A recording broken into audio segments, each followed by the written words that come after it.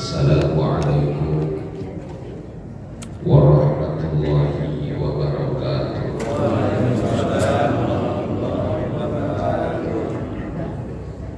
Bismillahirrahmanirrahim. Alhamdulillahi rabbil alamin. Assalatu wassalamu ala sayyidil mursalin habibina wa syafi'ina wa maulana Muhammadin wa ala alihi wa sahbihi ajma'in. Subhanaka la ilma lana illa ma 'allamtana innaka antal alimul hakim. La haula wa la quwwata illa billahil aliyyil azim. Amma ba'du. Para mustami'in wal mustami'at, mu'takifin mu'takifat, mari sama-sama kita baca doa, ikuti setelah saya. Bismillahirrahmanirrahim. Bismillahirrahmanirrahim. Rabbi auzi'ni an ashkura ni'mataka allati an'amta alayya wa ala walidayya wa an a'mala salihan tardahu wa adkhilni bi rahmatika fi ibadika shalihin. Hadratul muhtaramin wal muhtaramat, para bapak-bapak, ibu-ibu, para mu'takifin, para mu'takifat yang mudah-mudahan selalu mendapatkan kejujuran ridha dan rahmat Allah Subhanahu wa taala. Rasa syukur sama-sama kita panjatkan pada Allah yang telah memberikan kekuatan pada kita semuanya untuk bisa melaksanakan puasa Ramadan hari ini sampai hari yang ke-28 atau yang ke-29. Kita mohon pada Allah Subhanahu wa taala semoga Allah terima amal ibadah kita semuanya. Amin ya Allah. Yang kedua, salawat dan salam sama-sama kita sampaikan pada baginda alam Nabi kita Muhammad sallallahu alaihi wasallam. Yang dulu ketika Rasulullah ada di bulan Ramadan ini, Rasulullah sallallahu alaihi wasallam menunjukkan leadership-nya yang begitu kuat, menunjukkan kepemimpinannya yang tak pernah tertandingi. Para mu'takifin, mu'takifat semuanya, di bulan Ramadan ini ada kejadian penting pada zaman Nabi, yaitu Fathu Makkah, ditundukkannya kota Makkah. Inilah bukti bahwa firman Allah Subhanahu wa taala, Inna fatahna laka fatham mubina. Allah berikan kemenangan yang besar dengan ditundukkannya kota Makkah. Nah, Fathu Makkah ini, bapak-bapak, ibu-ibu, terjadi di bulan Ramadan.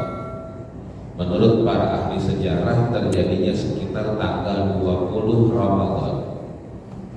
Rasulullah SAW berangkat dengan 10.000 sahabatnya dari kota Madinah menuju ke kota Makkah dalam keadaan berpuasa. Sampai satu tempat yang disebut Qura al-Ghamim. Qura al-Ghamim ini, bapak-bapak, ibu-ibu, adalah makanun bainal Madinah wa Makkah, tempat ataupun daerah antara kota Madinah dan kota Makkah. Tapi sampai detik ini, kalau saya bimbing haji dan umroh, saya belum pernah lewati tempat itu. Kenapa sebabnya? Karena jalan yang ditempuh oleh jamaah haji ataupun umroh yang berangkat dari Madinah ke Makkah atau sebaliknya sekarang tidak melewati tempat jalan lama, tapi sekarang menggunakan jalan tol highway yang rutenya pasti baru. Nah, jamaah rahmatullah, sampai di Qura al-Ghamim ini waktu asar masuk. Rasulullah SAW berkata pada para sahabatnya, wahai sahabat semuanya, kita berhenti di tempat ini, kita siap-siap untuk buka puasa di tempat ini, dan malam ini kita bermalam di tempat ini, kata Rasulullah SAW. Sahabat siap-siap semuanya. Yang logistik menyiapkan makanan, yang urusan tenda, ngurusin tendanya, semuanya sibuk. Tiba-tiba dari belakang ada yang lapor pada Rasulullah SAW. Orang ini teriak, ya Rasulullah, syaqqa ala haula'i shaum. Ya Allah, ya Rasulullah, perjalanan dalam keadaan puasa ini ternyata menjadikan sebagian dari kita kepayahan ya Rasulullah. Mendengar ada kelompok yang kepayahan dalam perjalanan ini, Rasulullah SAW tidak mencibir orang yang lemah itu. Rasulullah nggak ngomong, ala cemen lo, baru begini aja udah payah. Rasulullah tidak komentarin komentar-komentar yang nyakitin orang yang lemah tersebut. Tapi justru Rasulullah ngambil baskom, lalu Rasulullah naik ke sebuah batu yang cukup tinggi sehingga seluruh orang bisa melihat Rasulullah SAW. Lalu Rasulullah berdiri, baskom tersebut diangkat dan diminum. Rasulullah batalkan puasanya. Padahal mohon maaf, waktu sudah menunjukkan ba'da asar. Kira-kira ba'da asar ke maghrib kan masih tinggal nunggu waktu. Itulah jamaah rahimakumullah. Seluruh sahabat melihat dan orang yang kepayahan tadi, Masya Allah, mendapatkan sebuah dorongan ruhaniyah yang luar biasa. Dilindungi oleh Nabi kita Muhammad SAW. Tidak dicibir, apalagi diejek. Inilah leadershipnya Rasulullah SAW. Makanya pantas Pak, yang loyal sama Nabi, yang ingin ngabdi sama Rasulullah, bukan cuma manusia. Satu malam selesai sholat malam, Rasulullah kembali ke rumahnya. Pas lewat depan pas pulang ke rumahnya, sebelum keluar masjid, tiba-tiba Rasulullah dengar tangisan perempuan. Rasulullah SAW kaget, kok ada yang nangis malam-malam.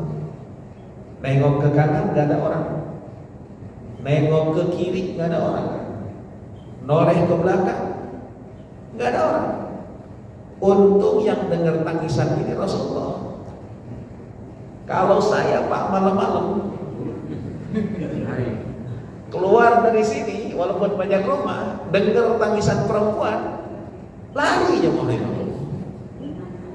Rasulullah cari, dari mana bunyi ini, dari mana letak tangisan ini. Karena nggak ada orang. Ternyata mohon maaf, tangisan ini muncul dari seonggok kayu yang disimpan di pojok Masjid Nabawi. Kayu tersebut adalah mimbar lama yang dipreteli kemudian disimpan. Saat Rasulullah SAW membangun Masjid Nabawi, sahabat membuat juga mimbar. Di Madinah Al-Munawwarah tentunya tidak ada kayu jati seperti yang ada di Purwodadi. Di Madinah tidak ada kayu bulian seperti yang ada di Jambi. Di Madinah tidak ada kayu ulin seperti di Kalimantan. Adanya kayu apa? Kayu korma, maka mimbarnya dari kayu korma. Saat umat Islam perekonomiannya sudah baik, sahabat datang kepada Rasulullah, ya Rasulullah, izinkan saya ganti nih mimbarnya dengan mimbar yang bagus. Rasulullah persilahkan mimbar lamanya dipreteli, kemudian disimpan di pojokan masjid. Kayu itulah yang nangis, ya Allah. Kayu itu datang kepada Rasulullah berkata, ya Rasulullah, apalah artinya aku di muka bumi ini kalau diriku tidak bermanfaat untuk engkau? Dulu ketika aku masih jadi mimbar, engkau khutbah kau pegang aku, engkau capek kau sandaran di badanku. Sekarang aku teronggok tanpa ada gunanya untuk dirimu ya Rasulullah di pojokan masjid. Rasulullah SAW mendekati kayu tersebut lalu berkata, ihdai. Tenang. Rasulullah ambil kayu tersebut, wa ja'alahu ala saqfi baitihi, kemudian Rasulullah letakkan kayu tersebut menjadi plafon rumah Rasulullah SAW yang jaga Nabi dari panas maupun hujan. Kalau bapak-bapak, ibu-ibu suka baca sholawatan malam Jumat, kisah ini diungkap dengan sebuah syair yang cukup indah. Wa atakal udu ya baki wa tadallal baina yadaihi wastajarat ya habibi indaka khabayun nufuri. Allah ya Nabi salam alaika ya Rasul salam alaika ya Nabi salam alaika.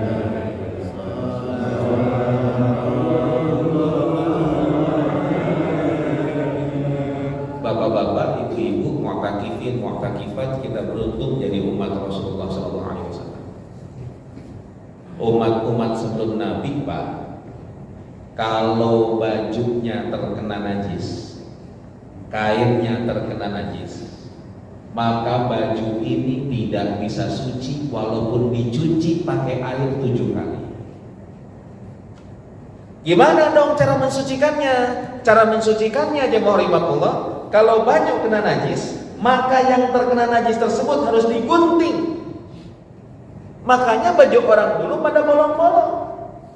Kenapa? Karena bajunya tidak bisa suci dicuci, harus digunting. Kalau umat Rasulullah banyak juga yang kainnya pada bolong, terutama saudara-saudara kita yang termasuk Dewan Suro, yang ahli hisab, jemaah rahimakumullah, bukan ahli hisab ru'yah, ahli hisab itu rata-rata bolong tuh, apa namanya, kainnya.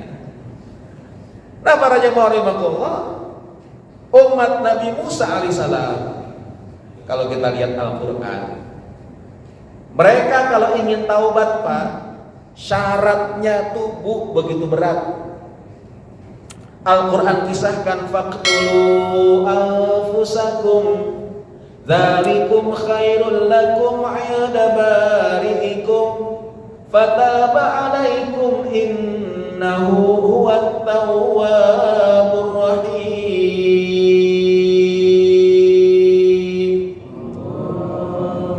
Umat Nabi Musa dulu kalau mereka ingin taubat syaratnya berat. Syaratnya apa? Faqtulu anfusakum, bunuh diri kalian. Dzalikum khairul lakum 'inda bari'ikum, itu yang terbaik untuk Allah. Fataba 'alaikum, baru diampuni oleh Allah Subhanahu wa taala. Subhanallah, Pak. Kalau ini diterapkan untuk umat Rasulullah SAW, saya kira mendingan kita enggak taubat, Pak.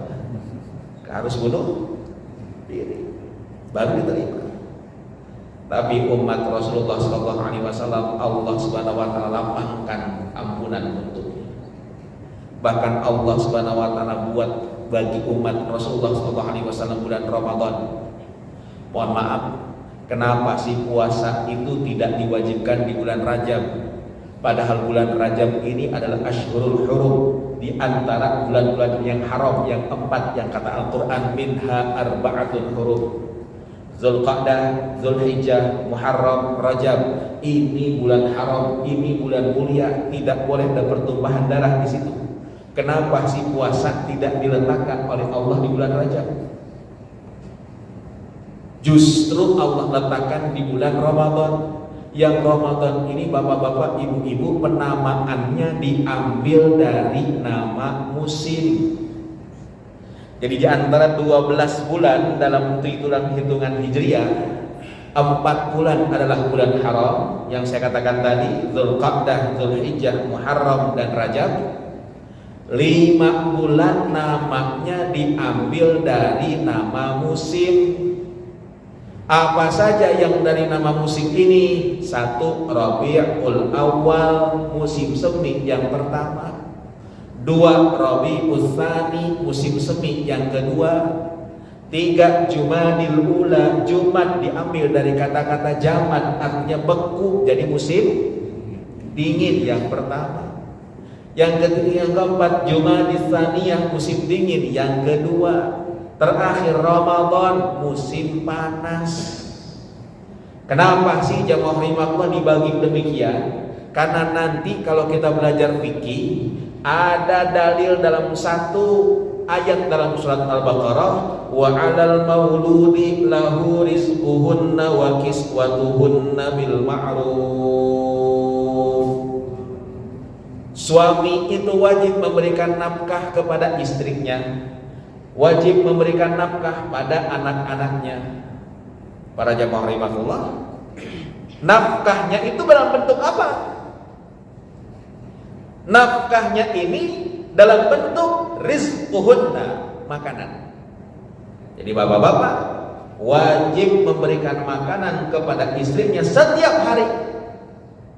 Ibu-ibu berhak mendapatkan nafkah untuk makan setiap hari. Pak Ustadz gimana? Saya nggak setiap hari ngasihnya Pak Ustadz. Ngasihnya tiap bulan, tiap gajian langsung ditransfer. Kalau nggak ditransfer, dicemrutin Pak Ustadz. Gimana? Niatkan tiap hari tetap bahwa ini merupakan nafkah tiap hari ya. Makanya kalau kita buka kitab-kitab Syafi'iyah, muncul kalimat nafaqatu yaumin, nafkah setiap hari dalam bentuk makanan ataupun bahan untuk makan. Itu yang pertama. Nafkah yang wajib kedua apa Pak? Kiswah. Kiswah itu sesuatu yang nutupin. Makanya kalau bapak-bapak, ibu-ibu mu'takifin, mu'takifat lihat Ka'bah, Ka'bah ini ditutup dengan kain hitam, namanya kiswah. Kiswah itu sesuatu yang nutupin. Kalau badan yang nutupin namanya baju. Nah Bu, Pak, kalau nafkah makanan wajibnya diberikan setiap hari, kira-kira kalau baju dikasihnya berapa potong? Apa setiap hari? Apa setiap bulan? Para jamaah rahimahullah, para ahli fikih menyimpulkan bahwasanya wajibnya bapak-bapak memberikan pakaian kepada istri itu tergantung musim. Satu musim satu potong. Di Arab musimnya berapa? 5. Pakaian musim panas beda nggak dengan pakaian musim semi? Beda. Pakaian musim semi beda nggak dengan musim dingin? Beda. Musim dingin puncak dengan musim dingin akhir beda nggak? Beda. Karena itu di Arab musimnya 5, maka setiap tahun perempuan berhak mendapatkan pakaian dari suaminya berapa potong? 5 potong. Di Mencong berapa musimnya Pak? 2 bulan. Di Mencong itu ada musim duren, ada musim rambutan, ada musim-musim yang lain. Mohon maaf, beruntung orang tinggal di Mencong. Di Mencong musimnya cuma 2, 1 musim kemarau, 2 musim hujan. Jadi kalau musim hujan bapak-bapak cukup ngasih jas hujan pada dia. Para jamaah rahimahullah, mohon maaf ibu-ibu, ibu-ibu lebaran besok tidak usah nuntut beli baju baru. Setuju Pak? Wajib nggak bapak-bapak besok beliin baju baru buat ibu-ibu? Nggak wajib. Kenapa sebabnya? Wajibnya per musim, bukan per lebaran. Lebaran nggak ada musimnya. Ada Pak, musim ketupat. Oleh karena itu di Indonesia luar biasa. Orang wajib memberikan nafkah kepada istrinya dalam bentuk pakaian. Alhamdulillah cuma 2 potong. 1 musim panas, 2 musim kemarau. Ibu kalau pengen beli, pengen dapat lebih dari 2 potong, beli sendiri, Bu. Itu para jemaah. Itu 5 bulan. Nah, 4 tambah 5 berapa? 9. Tinggal berapa? Tinggal 3 bulan lagi. 3 bulan ini diambil dari kebiasaan orang Arab. Bapak silakan buka kitab tafsir Ibnu Katsir. Ketika menjelaskan surat At-Taubah, inna iddatash syuhuri 'indallahi 12 syahran. 3 bulan ini jemaah rahimakumullah diambil dari kebiasaan Arab. Apa saja? 1 Safar. Bukan Safar tapi Safar. Cuman tulisan kita Safar. Makanya mohon maaf, tulisan Latin itu tidak bisa merepresentasikan tulisan Arab. Ini ribut. Insya Allah SY atau apa? SH. Maaf, tulisan Latin tidak bisa merepresentasikan tulisan Arab. Karena banyak lafaz Arab tidak ada dalam lafaz Indonesia. Sebagaimana tulisan Arab tidak bisa merepresentasikan tulisan Indonesia. Mohon maaf, orang Arab susah nyebut ang. Orang Arab nggak bisa nyebut c. Orang Arab tidak bisa nyebut nya. Makanya mohon maaf, Bandung orang Arab tulisnya Banduj. Kenapa? Tidak bisa direpresentasikan. Jadi nggak usah ribut antara insya Allah SY sama SH. Maqasidul lafzi ala niyatil lafid, kata usul fikih, bahwasanya niat orang yang ngucapin itu dianggap bukan ucapannya, niatnya para jemaah. Sofar itu diambil dari kata-kata nol. Orang Arab itu nggak ngapa-ngapain, makanya nol. Pantes kalau masuk bulan Safar orang nggak pada mau nikahin orang, nggak ada kondangan untuk bulan Safar. Kenapa? No. Yang kedua Sya'ban. Sya'ban ini jamaah rahimahullah ngumpulin, artinya orang Arab ngumpulin senjata untuk perang. Yang ketiga Syawal. Syawal itu artinya otak gerakin pantat dan gerakin buntutnya. Kenapa ontak gerakin buntutnya? Karena ontaknya puber. Jadi kalau ontak puber, tandanya buntutnya goyang-goyang. Kalau bapak-bapak puber, tandanya goyang. Nah, jamaah rahimakumullah, makanya setiap bulan Syawal orang Arab ngawinin ontak. Di Ciledug ngawinin. Jadi ngawinin anak di bulan Syawal ngikutin tradisi onta. Boleh nggak? Ya boleh-boleh aja ngikutin tradisi onta. Nah, kenapa sih Allah Subhanahu wa taala jamaah letakkan bulan Ramadan, puasa di bulan Ramadan? Kata para ulama, li annahu turmadu fihi dzunub. Karena di bulan Ramadan ini dibakar dosa-dosa. Kalau dibakar lama-kelamaan akan hilang. Makanya Rasulullah mengingatkan, Pak.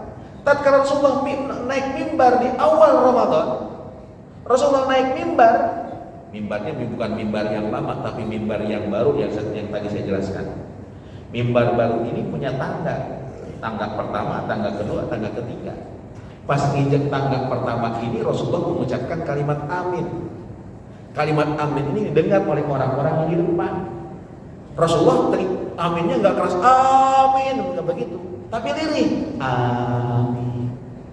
Walaupun lirih terdengar oleh orang-orang yang di depan.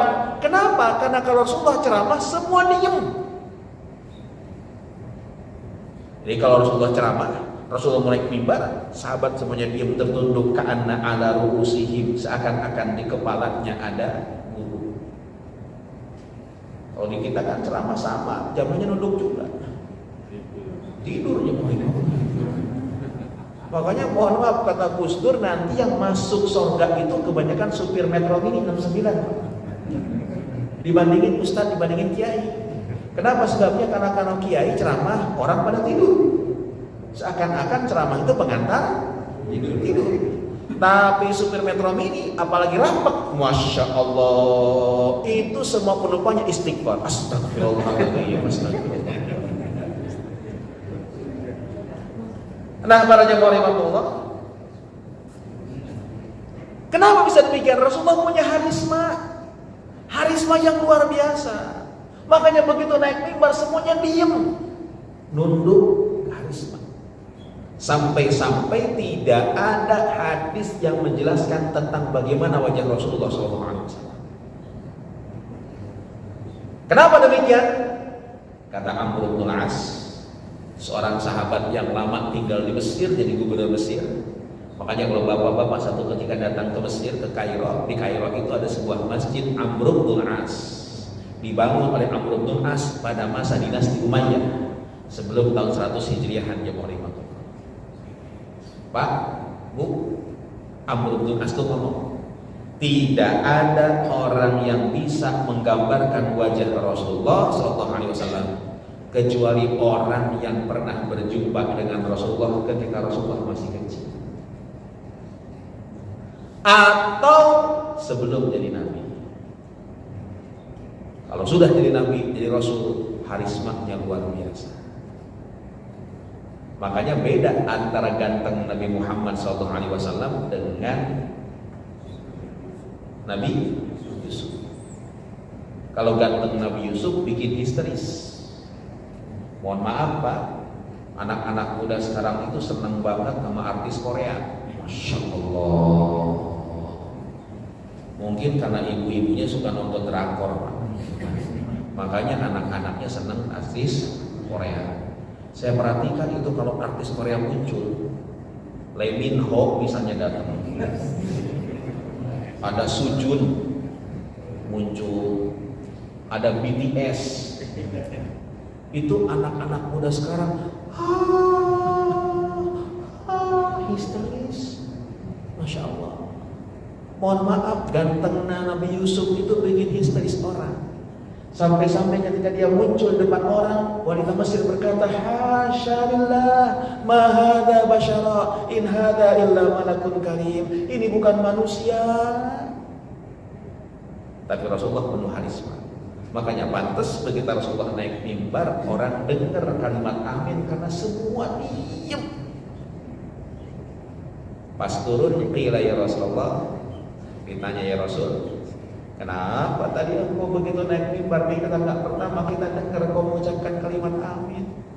Disebut oleh Rasulullah tadi Jibril itu doanya man adraka Ramadan, siapa yang berjumpa dengan Ramadan, falam yughfar lahu, tapi dosa dia tidak diampuni oleh Allah Subhanahu wa taala. Karena dianggap Ramadan biasa aja. Karena dianggap Ramadan ini sebagai hal rutinitas ritual belaka. Gak ada istimewa-istimewanya aja Allah. Pokoknya awal Ramadan puasa, selesai puasa, kemudian mudik selesai, ritual biasa aja, tidak ada hal yang istimewa. Dianggap biasa saja. Lalu beres Ramadan, Allah matikan dia, famata, dia meninggal dunia, ab'adahullah, maka rahmat Allah susah untuk mendekati orang. Para jamaah Ramadan tinggal beberapa hari lagi. Ramadan akan pergi dengan satu ketidakpastian, akankah kita berjumpa dengan Ramadan yang akan datang? Malam terakhir inilah jamaah rahimahullah sama-sama nangis di hadapan Allah Subhanahu wa taala. Jangan sampai Ramadan pergi tapi dosa kita tidak diampuni oleh Allah Subhanahu wa taala. Para jamaah rahimahullah, keuntungan lain umat Rasulullah, bapak-bapak, ibu-ibu, Nabi Musa itu punya mukjizat. Mukjizatnya apa? Mukjizatnya tongkat. Tongkat ini dipukulkan ke batu, fanfajarat min husnata asyrata aina, terpancar 12 mata air. Dipukulkan ke laut, lautnya terbelah. Tapi maaf, tongkat Nabi Musa ini tidak pernah diwariskan kepada penerus Nabi Musa alaihissalam. Nabi Musa tidak ada, digantikan Harun. Harun gak dapat tuh tongkat itu. Harun wafat, diganti Nabi Yusa. Yusa itu muridnya Nabi Isa, Nabi Musa alaihissalam. Yusa ini jamaah rahimahullah dalam tulisan Indonesia itu sering disebut Joshua, seorang nabi, nabi Bani Israel, muridnya Nabi Isa alaihissalam. Tapi maaf, tidak juga mendapatkan tongkat. Yusa wafat, muncul Nabi Samuel. Karena dulu jamaah rahimahullah zaman zaman sebelum Rasulullah, Nabi wafat ganti ada nabi. Tapi Rasulullah SAW jamaah rahimahullah, mohon maaf, setelah Nabi gak ada, yang mewariskan para alim ulama. Makanya kata Nabi, ulama ummati ka'ambiya Bani Israel. Ulama pada masa diriku, ulama umatku, kata Nabi, sama seperti Nabi pada zaman Bani Israel. Itu para jamaah rahimahullah dekat umat Rasulullah SAW. Makanya jangankan ke umatnya, penerus nabinya aja nggak dapat tongkat itu. Kalau ada Pak, waduh, orang pasti nyari itu, ya kan? Indonesia aja rame zaman dulu. Ada yang namanya wesi kuning katanya, ada yang namanya merah delima, waduh gitu, yang merah delima sampai mana namanya? Bahkan banyak orang tertipu katanya bisnis yang bisnis odong-odong itu kan, bisnis pekakas samurai dan segala macam, orang miliaran ngayal pengen triliunan, ujung-ujungnya bohong. Nabi Yusuf Allah Subhanahu wa taala berikan mukjizat. Nabi Yusuf ini satu-satunya nabi, Pak, yang biografinya Allah panjang, Allah jelaskan secara detail, secara panjang, dari mulai kecil sampai tua, sampai akhirnya Nabi Yusuf berkata, Rabbi qad ataitani minal mulki wa 'allamtani min ta'wilil ahadits fadiris samawati wal ard anta waliyyi fid dunya wal akhirah tawaffani musliman wa alhiqni bis salihin. Ya Allah, terima kasih kau berikan aku kerajaan, kau jadikan aku pejabat, kau ajarkan aku takwil mimpi. Rasulullah SAW, Nabi Yusuf alaihissalam diberikan mukjizat takwil mimpi, umatnya nggak diberikan. Makanya jamaah rahimahullah, takwil sekarang ini nggak kayak zaman Nabi Yusuf. Dulu zaman ada pos kota, sekarang masih ada pos kota. Dulu tuh zaman ada pos kota, begitu dapat pos kota pagi-pagi, yang dilihat apa? Tabir mimpi. Tabir mimpi dulu, Pak. Habis tabir mimpi, kemudian rasi bintang, baru mobil yang dijual yang mana. Ya kan? Para jamaah rahimahullah, mohon maaf, takwil mimpi ini jamaah rahimahullah, mohon maaf, tidak bisa dijadikan patokan sekarang ini.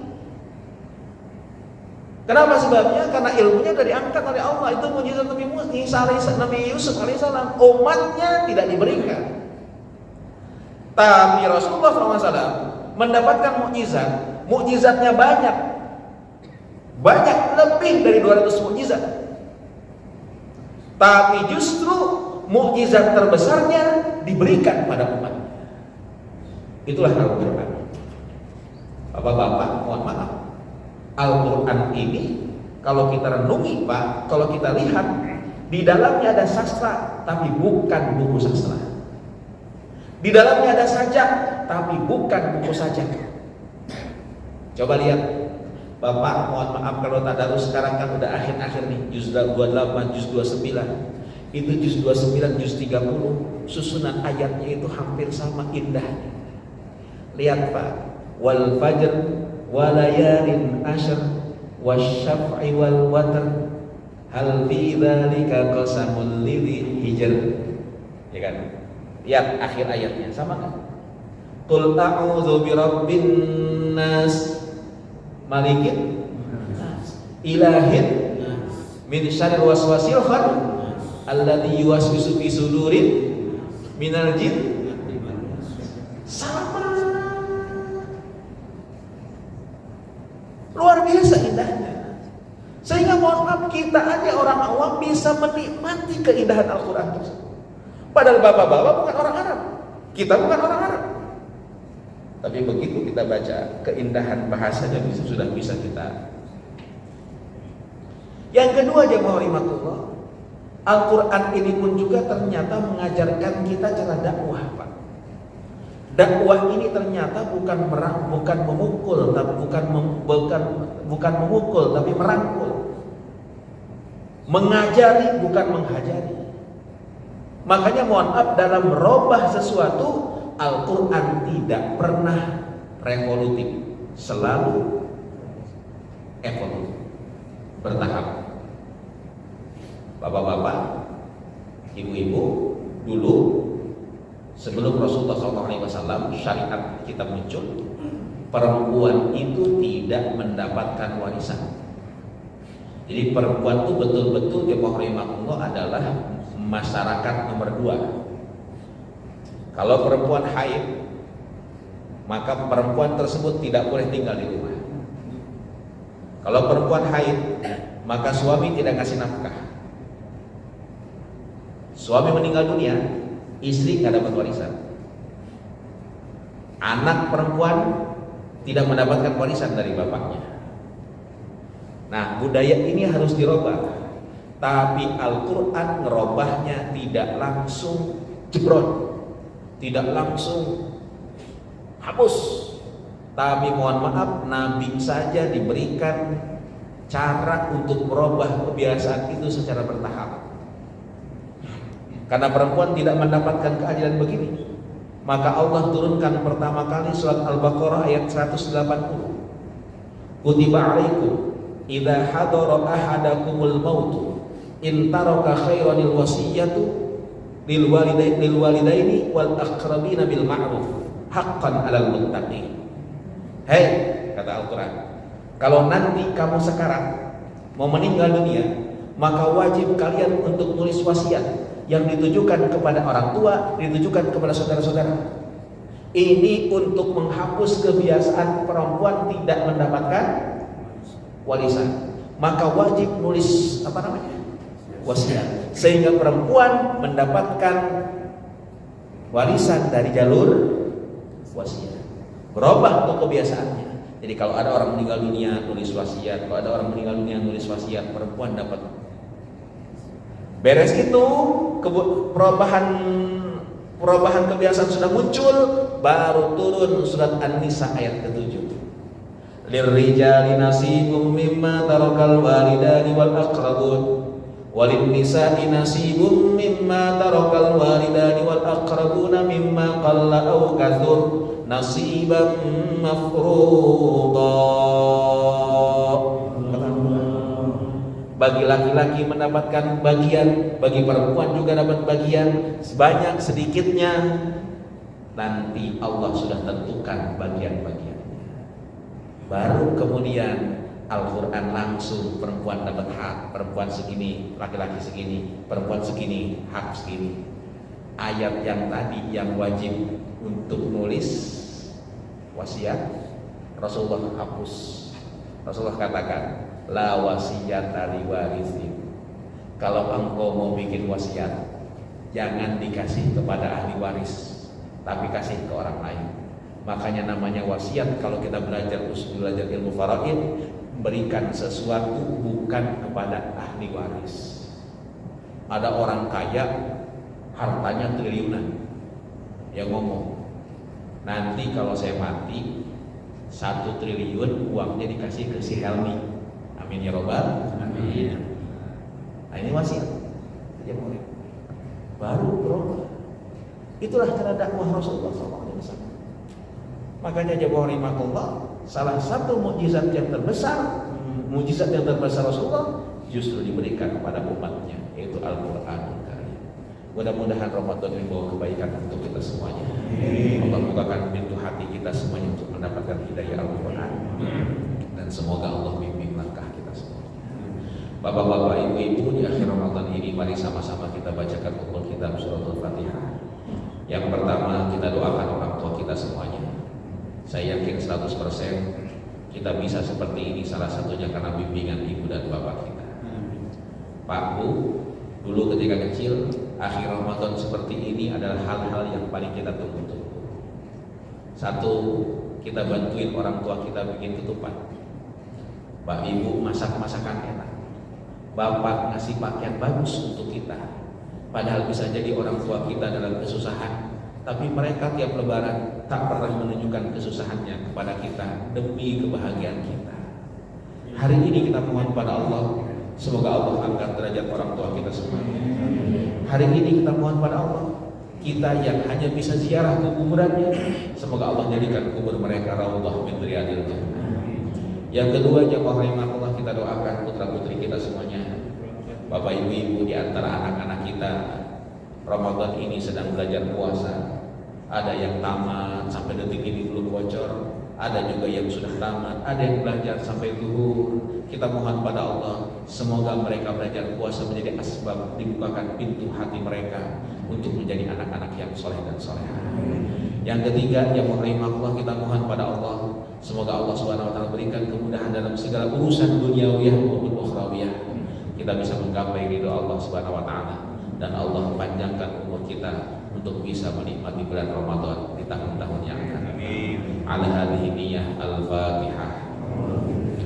Bismillahirrahmanirrahim. Alhamdulillahirabbil alamin. Arrahmanir rahim. Maliki yaumiddin. Iyyaka na'budu wa iyyaka nasta'in. Ihdinas siratal mustaqim. Siratal ladzina an'amta 'alaihim ghairil maghdubi 'alaihim waladdallin. Bismillahirrahmanirrahim. Alhamdulillahirabbil alamin. Allahumma shalli ala sayyidina Muhammad wa ala ali sayyidina Muhammad. Ya Allah, terima kasih ya Rabb, Kau berikan hidayah dalam hati kami. Terima kasih ya Allah ya Rabbana, Kau berikan kekuatan pada kami untuk melaksanakan ibadah Ramadan sampai detik-detik akhir ini ya Allah. Ya Allah, inilah kami umat Nabi-Mu yang belum pernah melihat bagaimana wajah Nabi kami. Tangan kami belum pernah berjabatan tangan dengan tangan mulia Rasulullah SAW. Kuping kami belum pernah mendengar bagaimana indahnya suara Rasulullah SAW. Tapi di akhir Ramadan ini ya Rabb, perkenankan kami isi hati kami dengan rasa cinta dan rindu pada Nabi kami ya Allah. Ya Allah ya Rabbana, sampaikan salam kami pada Rasulullah SAW pagi ini ya Allah. Assalamualaikum ya Rasulullah. Assalamualaikum ya Habibullah. Assalamualaikum ya Safwatullah. Ya Allah ya Rabbana, Kau takdirkan kami tidak pernah berjumpa dengan Nabi kami. Bahkan kami hidup jauh dari masa Rasulullah SAW. Perkenankan ya Rabb, jangan halangi cinta kami pada Nabi kami Muhammad SAW. Ya Allah, banyak di antara kami yang ingin dalam hati mereka, bercita-cita dalam hati mereka untuk bisa sampai ke kota Madinah, sholat di tempat sholatnya Rasulullah di Raudhah, munajat di tempat munajatnya Rasulullah di Raudhah ya Rabb. Ya Allah, kami mohon padamu, sebelum Kau wafatkan kami ya Rabb, di waktu yang mustajab ini kami mohon ya Rabb, perkenankan kami untuk bisa bersimpuh di depan Ka'bah. Izinkan kami munajat di tempat munajatnya Rasulullah di Raudhah, dan perkenankan ya Allah, kami bisa mengucapkan salam di depan kubur Nabi kami Muhammad SAW. Ya Allah, kami sadar sunnah Nabi sering kami tinggalkan. Hidup kami bergelimang kemaksiatan. Ramadan akan segera meninggalkan kami ya Allah. Dengan satu ketidakpastian, akankah kami bisa berjumpa dengan Ramadan di tahun yang akan datang? Ramadan akan pergi hilang dari diri kami dengan satu ketidakpastian, akankah dosa-dosa kami sudah Ku ampuni ya Allah. Ya Allah, di akhir Ramadan ini ya Rabb, tatkala kami kumpul dengan orang-orang yang Kau pilih untuk beriktikaf di masjid ini ya Allah, kami mohon padamu, izinkan Kau ampuni dosa-dosa kami ya Rabb. Maafkan segala kesalahan kami ya Allah. Ya Allah, hidup kami akan datang, pastinya tak akan pernah lebih lama dibandingkan hidup yang telah kami lampaui. Karena itu kami mohon bimbingan-Mu ya Rabb, agar keberadaan kami membawa kebaikan untuk agama-Mu. Hidup kami yang tak akan lama ini ya Rabb, membawa kemaslahatan untuk umat Nabi, sehingga tatkala nanti Kau wafatkan kami dalam keadaan husnul khatimah ya Allah. Kau kumpulkan kami bersama Rasulullah SAW. Allahumma rabbana ighfir lana dzunubana wa liwalidina warhamhum kama rabbawna shighara. Ya Allah, kami punya bapak, kami punya ibu ya Rabb. Ini bapak kami, kita sebutkan bapak kita masing-masing. Ini ibu kami ya Allah, kita sebutkan ibu kita masing-masing. Ya Allah, Ramadan ketika kami kecil adalah Ramadan yang terindah dalam kehidupan kami. Ibu kami dari mulai awal Ramadan masak selalu masakan yang enak ya Allah, agar kami bisa berpuasa, bisa sahur, bisa buka dengan nikmat. Bapak kami dengan sabarnya ya Allah membangunkan kami sahur ya Allah. Bahkan satu malam ya Allah ketika kami susah bangun sahur, kami masih teringat bagaimana bapak kami marah mencipratkan air ke muka kami ya Allah. Saat itu kami marah ya Allah. Sekarang kami rasakan ya Allah, kalau bukan cipratan air mereka, bisa jadi kami tak akan pernah belajar puasa. Siang-siang Ramadan ya Allah, ketika kami lapar, ketika kami lemas, tiba-tiba bapak kami ngajak kami jalan-jalan ya Allah keliling kota. Dihiburnya kami ya Allah, agar kami lupa akan lapar kami. Ya Allah, pengorbanan orang tua kami begitu besar. Di akhir Ramadan mereka bahagiakan kami ya Allah dengan memberikan hadiah. Bisa jadi mereka dalam kesusahan, tapi mereka tak pernah menunjukkan kesusahannya pada kami. Hari ini ya Rabb, di akhir Ramadan, di waktu yang mustajab ini, kami mohon padamu ya Rabb, kami munajat pada Engkau, perkenankan Kau ampuni dosa ibu dan bapak kami, rahmati ibu dan bapak kami. Orang tua kami yang telah wafat meninggalkan dunia ini, izinkan ya Allah Kau masukkan mereka dalam rahmat Engkau. Kau jadikan kubur mereka raudhah min riyadil jannah. Orang tua kami yang masih ada, mereka sudah tua, mereka sakit-sakitan ya Rabb. Kami mohon padamu ya Rabb, perkenankan Kau berikan kesabaran kepada orang tua kami yang sudah tua, yang sakit ini ya Allah. Izinkan Kau jadikan ya Rabb sakitnya mereka sebagai kafarat akan dosa-dosa mereka, sehingga tatkala Kau wafatkan nanti, Kau wafatkan orang tua kami dalam keadaan husnul khatimah. Allahumma ij'al auladana wa banatana wa dhurriyyatina wa talamidana wa tilmidatina min ahli ilmi wa ahli khair. Ya Allah, kami punya anak yang merupakan amanah Engkau. Kami sudah ajari putra-putri kami. Ramadan ini kami perintahkan mereka puasa. Kami bimbing mereka puasa. Kami ajak mereka tarawih agar mereka mengenal bagaimana ibadah Ramadan. Ya Allah, kami punya santri, kami punya murid ya Allah. Kami bimbing anak-anak kami. Kami bimbing santri-santri kami. Kami ajari santri-santri kami. Hari ini kami pasrahkan kepada Engkau, karena kami tak kuasa membukakan pintu hati mereka. Izinkan Kau jadikan mereka anak-anak yang saleh, anak-anak yang berguna untuk agama-Mu ya Allah Rabbana. Allahumma Rabbana taqabbal minna innaka antas samiul alim wa tub alaina innaka antat tawwabur rahim. Rabbana atina fid dunya hasanah wa fil akhirati hasanah wa qina adzabannar. Walhamdulillahirabbil alamin. Terima kasih. In uridu illa al-islah ma istata'tu wa ma taufiqi illa billah, alaihi tawakkaltu wa ilaihi unib. Assalamualaikum.